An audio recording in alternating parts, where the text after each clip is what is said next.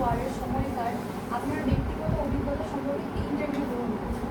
এই ইন্টারভিউয়ের উদ্দেশ্য হলো সেই সময়ের প্রত্যক্ষ অভিজ্ঞতা ও স্মৃতিগুলো সংরক্ষণ করা এবং ইতিহাসকে একজন প্রত্যক্ষদর্শীর দৃষ্টিকোণ থেকে জানা। আপনার অনুমতি থাকলে আমি কি এখন ইন্টারভিউ স্টার্ট করতে পারি? ধন্যবাদ তোমাকে। তুমি যে ব্যাপারে আমার সাক্ষাৎকার গ্রহণ করতে যাচ্ছ এতে আমি আনন্দিত অনুভব করতেছি।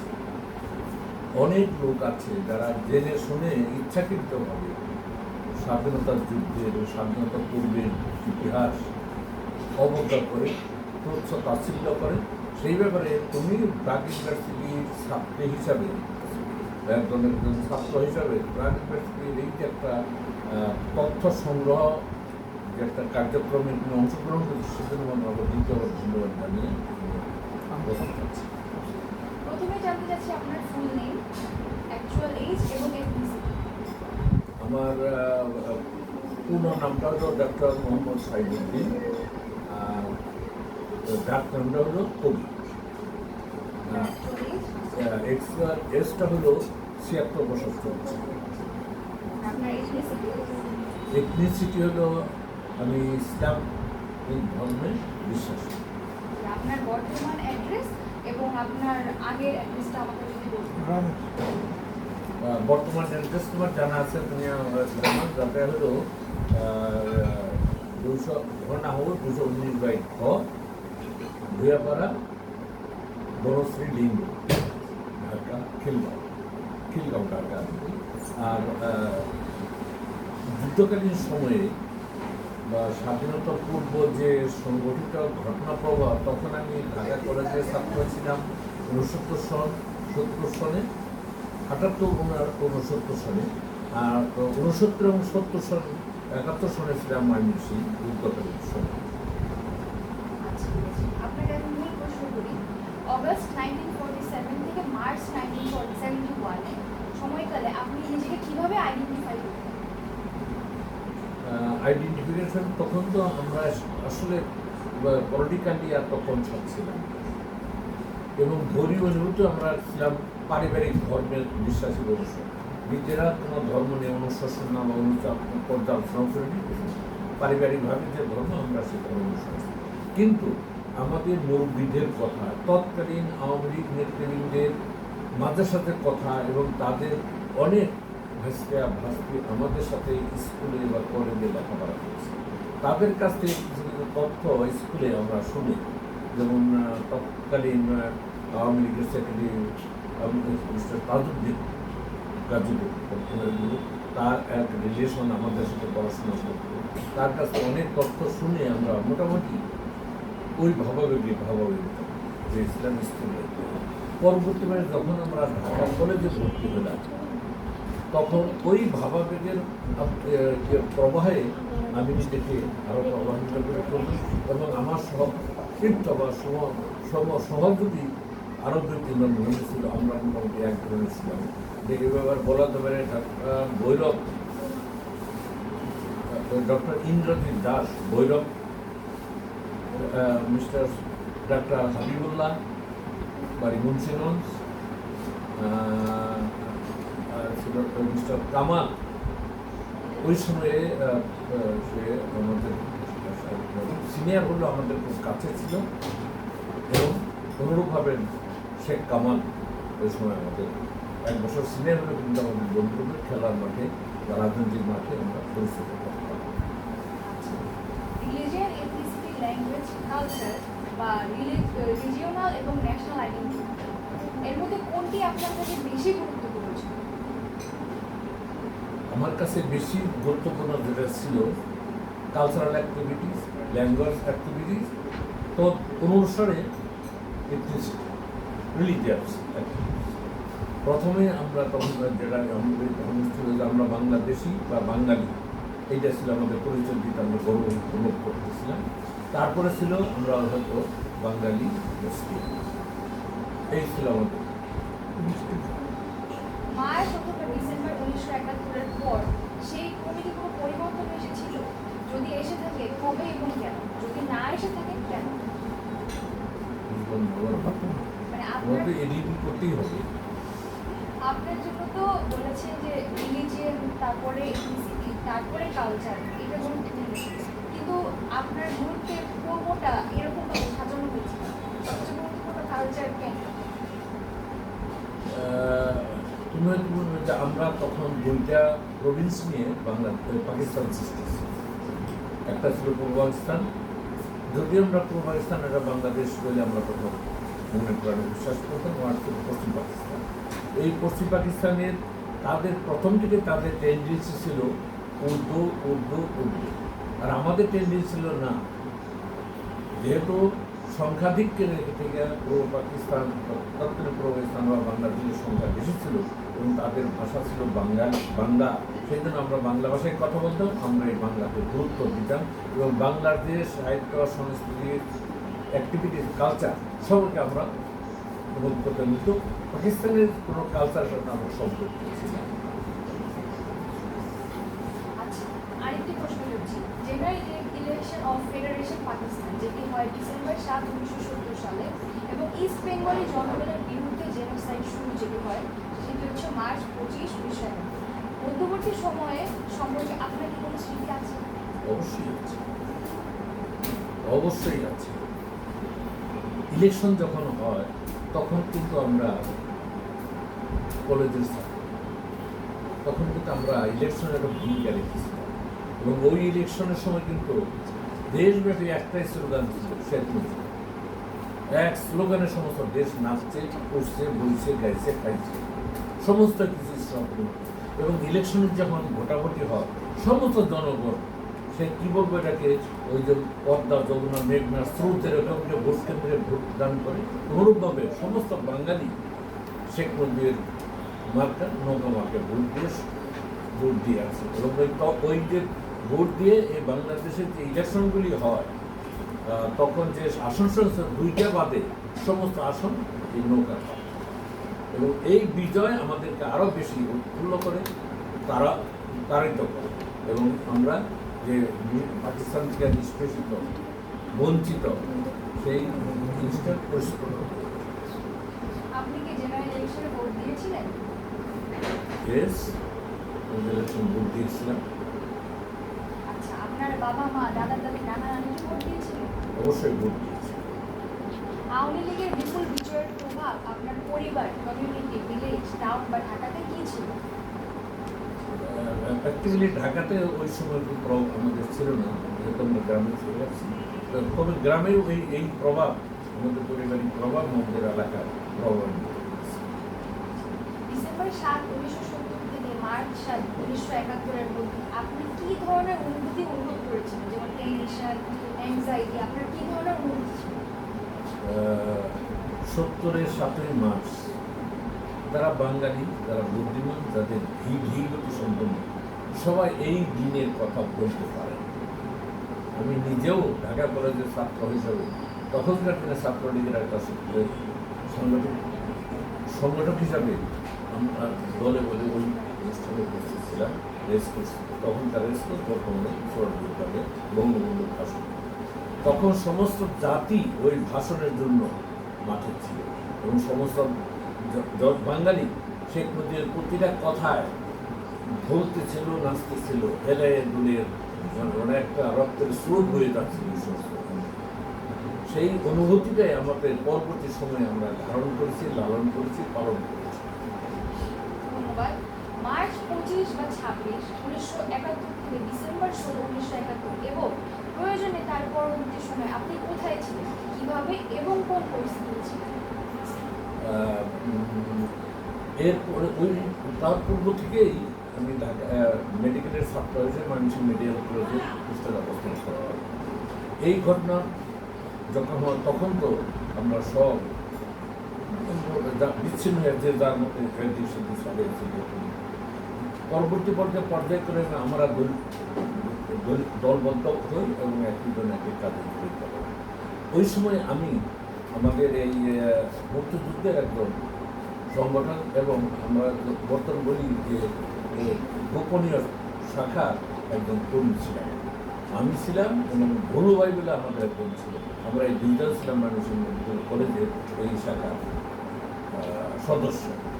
আমরা নিত্য আমাদের যে নেতা ছিল ডাক্তার আব্দুল্লাহ মামুন বীর বিক্রম, ওনার সাথে আমাদের এটা ক্যাম্পে এসেছিল এবং আমরা এটা মনে প্রাণে সার্বক্ষণিক ধ্যানে ঘুমিয়ে সবসময় ধারণ করতাম। আচ্ছা, আপনার এই ইভেন্টটাকে কি কোনো মেমোরেবল ইভেন্ট হিসেবে বলা যেতে পারে? ইয়েস, কেন জীবনের একটা সুন্দর ঘটনা, এই ঘটনা না বললে কোথায় বলবো? আপনি ও আপনার পরিবার কি ধরনের সমস্যার সম্মুখীন হয়েছিলেন এই সময়, আপনার এই মেমোরেবল ইভেন্টের সময়? এই ইভেন্টের সময় মূল কথা, যেহেতু আমরা গ্রামে ছিলাম ওই সময় আমার এলাকার কিছু লোক আমাদের গ্রাম বাড়িতেও, যেহেতু আমাদের বাড়ি একটা প্রধান বাড়ি এলাকা ছিল, লোকজন ছিল। এই দিকে মানুষ সংবাদ দিত যে ওখানে লোকজন আছে, তখন তাদেরকে আমরা বাড়িয়ে দিতে এবং আমরাও যার মধ্যে সরে দিই। এবং এই ঘটনার জেরে আমার এক ছোট ভাই মিয়াজুদ্দিন কন্ট্রি মাস্টার, সেও ঘরের বাইরে ছিল। তার বাইরে থাকার পরিপ্রেক্ষিতে আমার ফাদার আমরা ব্রেন স্ট্রোক করে প্যারালাইসিস মারা যায়। আপনি বাংলাদেশ লিবারেশন ওয়ারকে কিভাবে দেখতেন? আপনি কি এর পক্ষে ছিলেন, বিপক্ষে ছিলেন নাকি নিউট্রাল ছিলেন? আমি এইটাকে দেখেছি স্বাধীনতার যুদ্ধ। আমি এইটার পক্ষে তো ছিলেন, একজন সংগঠক ছিলেন, আপনি কর্মী ছিলেন। আপনি বা আপনার পরিবারের সরাসরি বা পরোক্ষভাবে লিবারেশন ওয়ারের পক্ষে অংশগ্রহণ করেছিলেন, বা কেউ কি তার আপনার পরিবারে কেউ কি লিবারেশন ওয়ারের বিপক্ষে ছিল? না, আমাদের পরিবারের এই স্বাধীনতা যুদ্ধের বিপক্ষে কেউ ছিল না। অগস্ট 1947 থেকে মার্চ 1971 এর সময় ফেডারেশন পাকিস্তানের সেন্ট্রাল গভর্নমেন্টের শাসক গোষ্ঠী, বিশেষ করে পাঞ্জাব ও সিন্ধের মুসলমানরা ইস্ট বেঙ্গলের মানুষকে অনেক নিচু করে দেন। আপনি বা আপনার পরিবার নন বেঙ্গলি মুসলিম বা ওয়েস্ট পাকিস্তানের মানুষের কাছে এমন কোনো আচরণের সম্মুখীন হয়েছেন যে আপনাদেরকে নিচু করে দেখা হচ্ছে? যদি হয়ে থাকেন তাহলে আপনি সেটিকে কীভাবে প্রকাশ করবেন? এটা তো অ্যাকচুয়ালি তখন সবাই আমরা জানি যে পশ্চিম পাকিস্তানি যারা ছিল, বিশেষ করে পাঞ্জাব এবং ব্রিটিশের যে জনগোষ্ঠী, তারা আমাদের এই পূর্ব পাকিস্তানের আমরা যারা মুসলমান ছিলাম তাদেরকে হিন্দু হিসেবে তারা আমাদেরকে মুসলমান হিসেবে দেখত। এবং তারা একই সাথে আমরা উচ্চতার দিক দিয়ে পাকিস্তানিতে খাটো ছিলাম, তারা আমাদের বেটে জাতি মিলিয়ে আমাদেরকে তুচ্ছ তাচ্ছিল্য করত। এটা আমাদের সব বাঙালির মনে ঘৃণা, তাদের ঘৃণাটা আছে। আর পাকিস্তান আর্মি কর্তৃক সংঘটিত ওয়ার ক্রাইমস এবং জেনোসাইড সম্পর্কে আপনার মতামত কি? এটা তো ইতিহাস, লম্বা ইতিহাস। সংক্ষেপে বলতে গেলে এটা তো against the humanity, against the independence, against the liberty, against the language movement, against the financial movement and against the solidarity. বর্তমান বাংলাদেশ গভর্নমেন্ট যে ওয়ার ক্রিমিনালসদের বিচার এবং তাদের সম্পদ নিয়ে যায় পরিবারগুলোর মধ্যে আবার দিয়ে দেয়, আপনি কি তা সমর্থন করেন? বর্তমান প্রেক্ষাপটে চিন্তা করে যুদ্ধের স্বাধীনতার পরে যুদ্ধাপরাধীদের বিচারের জন্য একটা ওয়ার ট্রাইব্যুনাল তৈরি করে, সেইটা কিন্তু পরবর্তী পর্যায়ে অন্য সরকার সেটা ইন্ডিভিজুয়ালি ওই সমস্ত কার্যক্রম শুরু করে দেয়। ওই দীর্ঘ সময় পরে এসে এটা আবার কার্যক্রম শুরু করে এটা শেষ করতে যাইতে পারে না, পরে স্থগিত হয়ে যায়। আবার পরবর্তী পর্যায়ে শেষে আওয়ামী লীগ সরকার মধ্যে এসে এই ওয়ার্ল্ড ক্রাইম ট্রাইব্যুনাল তা কার্যকরী করে এবং তার কিছু রায় কার্যকরী। এছাড়াও ডিসেম্বর 14 তারিখ 1971 বাঙালি ইন্টেলেকচুয়ালস হত্যাকাণ্ড সম্পর্কে আপনার মতামত কি? বুদ্ধিজীবীদের মেরে ফেলা হয়। একাত্তর 1971 ডিসেম্বর 14 বুদ্ধিজীবীদের বুদ্ধিজীবী, হ্যাঁ সেই এটা কিন্তু অনেকে এটা ভাব গাম্ভীর্য বুঝতে পারে না। এটার মুখ্য টার্গেট ছিল এই বাঙালি জাতিকে, এই যে নতুন সংগঠিত বাংলাদেশ হচ্ছে, এখানে তারা বুদ্ধিজীবী, যারা বুদ্ধিগোষ্ঠী, যারা লালন পালন করবে, অর্থনীতি নিয়ে ডিল করবে, দেশের পরিচালনা নিয়ে ডিল করবে, সেই সম্প্রদায়কে তারা তার থেকে কিল আউট করে দিয়ে জেনোসাইড করে দিয়ে একে বুদ্ধিহীন একটা সম্প্রদায় সৃষ্টি করা, যাতে এরা ভিক্ষুকের জাতি পরিণত কোনো বুদ্ধিমান সম্প্রদায় হিসেবে এরা বাস্তব না করে। এটা ছিল পাকিস্তান আমলে, এবং ওই সাথে যারা সংশ্লিষ্ট ছিল রাজাকার আল শামস আল বদর, তারাও ছিল ওই বাহিনী সহযোগী, এবং তাদের নেতৃত্বে তাদের সহযোগিতাই পাকিস্তান বাহিনী এই কার্যক্রমটা করেছিল। পাকিস্তান আর্মি এবং তাদের স্থানীয় কোলাবোরে যুদ্ধের সময় rape as a weapon of war ব্যবহার করেছিলেন বলে মনে করা হয়। এই বিষয়ে 1971 সালে এবং তার পরবর্তী সময় আপনিও আপনার পরিবার কোথায় অবস্থান করেছিলেন? এটা একটু, যেহেতু আমি ঢাকার বাইরে ছিলাম, এইটা সম্ভব এই কাজটা ঢাকাতেই বেশি হয়েছে। আমি আগেও বলেছি আমি যে তখনকার দিনে বাঙালি একটা সম্প্রদায় ছিল যারা পাকিস্তানের, যারা আর্থিকভাবে বেতনভোগী ছিল বা আর্থিকভাবে পেমেন্ট দেওয়া হতো তাদেরকে খণ্ডগুলির চাকরি হিসেবে, আল শামস আল বদর আল শামস, তারপরে শিবি, ইসলামী ছাত্র সংঘ এবং তারা এই সমস্ত টাকা দিয়েছে। আপনার মতে এই ঘটনাগুলো কি পুরুষদের মিsogyny সম্পর্কে কি নির্দেশ করে? পুরুষতান্ত্রিক জিনিসটি নাকি এটা হচ্ছে মানুষদেরকে মারার একটা উপায়? আমরা তো দ্বিতীয় বিশ্বযুদ্ধ, প্রথম বিশ্বযুদ্ধের ইতিহাস পড়েছি, সেখানে কিন্তু এরকম ঘটনা হয়েছে। যখন যারা যুদ্ধে থাকে তারা অনেকটা মানবের পার হয়ে তারা একটা পশুত্ব লাইফ লিড করে। এই অবস্থায় তারা সুযোগ পেলে সেই শরীরের অপব্যবহার করে অমানবিক কার্যক্রমে নিজেদেরকে জড়িত করে। যেহেতু তারা সুযোগ পেয়েছিল, সেই জন্য আমাদের এই দেশের মানুষ তারা ইনজার খারাপ করেছে, লঞ্চিত করেছে, করেছে। আপনি কি জানতেন যে অগাস্ট 1947 থেকে ডিসেম্বর 1969 এর সময় পাকিস্তান ইস্ট বেঙ্গলের সম্পদ থেকে মিলিয়ন অফ ডলার্স নিয়ে গিয়েছিল? এটা আমার জানা আছে। বাংলাদেশের জন্য রিপারেশনের দাবির বিষয়ে আপনার 1971 সালের অভিজ্ঞতার আলোকে আপনার মতামত, যে সম্পদগুলো যে দিয়ে দিবে নাকি নিয়ে যাবে, ফেরত চাচ্ছে, যে এটার সম্পর্কে আপনার মতামত? আমরা ওই সময় তো আর ঘটনা জানি, পরবর্তী পর্যায়ে যখন আমরা জানতে পারতেছিলাম যে পাকিস্তান ওই সময় সঙ্গে এই দেশের মিলিটারি আনে না, ওই মিলিটারি জাহাজে করে এই দেশের সম্পদ তারা লুট করে নিয়ে গেছে, ট্রেজারি খালি করে নিয়ে গেছে, ট্রেজারির সমস্ত জিনিস তারা নিয়ে চলে গেছে। সেই ট্রেজারিতে কোনো স্বর্ণ ছিল না, সব নিয়ে গেছিলো তারা, কোনো কয়েন ছিল না, সব তারা নিয়ে গেছে।